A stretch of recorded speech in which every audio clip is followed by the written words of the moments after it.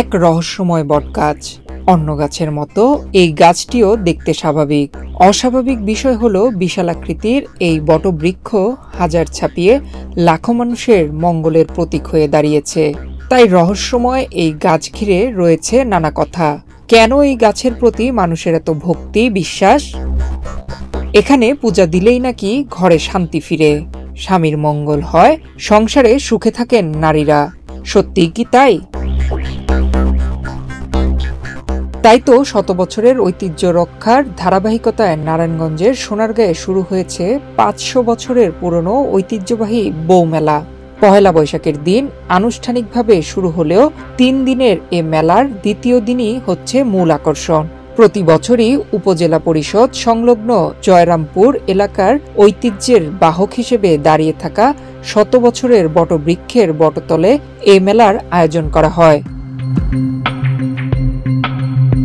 বুধবার সকালে সোনারগাঁও উপজেলা পরিষদ সংলগ্ন জয়রামপুর এলাকায় ভট্টপুর মডেল সরকারি প্রাথমিক বিদ্যালয় প্রাঙ্গণে বটবৃক্ষের নিচে সারিবদ্ধভাবে বিভিন্ন ফল ফলাদি ঝুড়ি নিয়ে পূজা অর্চনা করছেন নববধূ থেকে শুরু করে সনাতন ধর্মাবলম্বী নারীরা। এখন যে কোনো ব্র্যান্ডের পুরাতন এসি বদলে নতুন ওয়ালটন এসিতে উপভোগ করুন 25% ছাড়। তাদের সঙ্গে টুকটুকে রঙিন ফুলের ঝুড়ি নিয়ে দাঁড়িয়ে থাকতে দেখা যায় কুমারী মেয়েদের। সবার দৃষ্টি অলৌকিক শক্তির এই বটবৃক্ষের দিকে।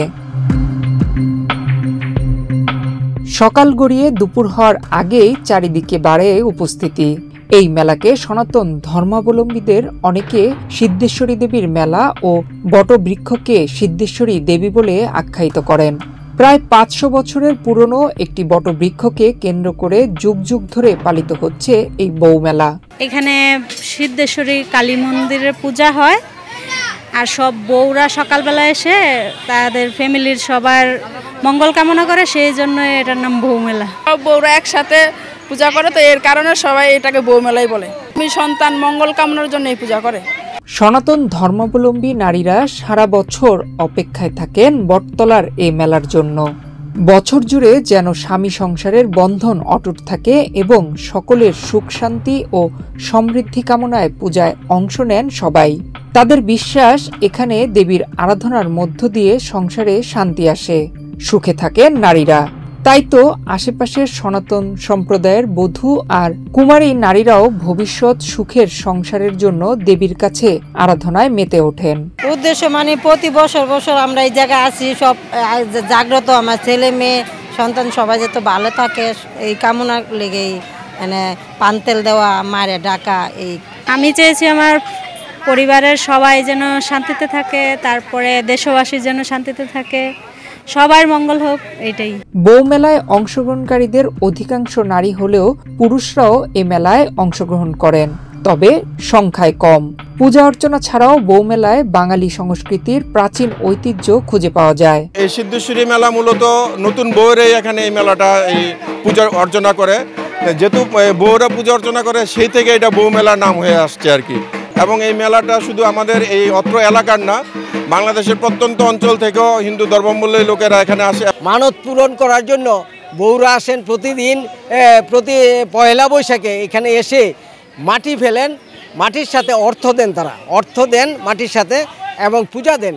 পূজা দিতে দিতে বউরা আস্তে আস্তে এখানে এটার নাম বৌমেলা নামে পরিচিত হয়ে গেছে। প্রতি বছর বর্ষবরণ উৎসবে সিদ্ধেশ্বরী কালী পূজার আয়োজন করা হয়। এলাকার হিন্দু সম্প্রদায়ের লোকজন সার্বজনীনভাবে এ মেলার আয়োজন করেন।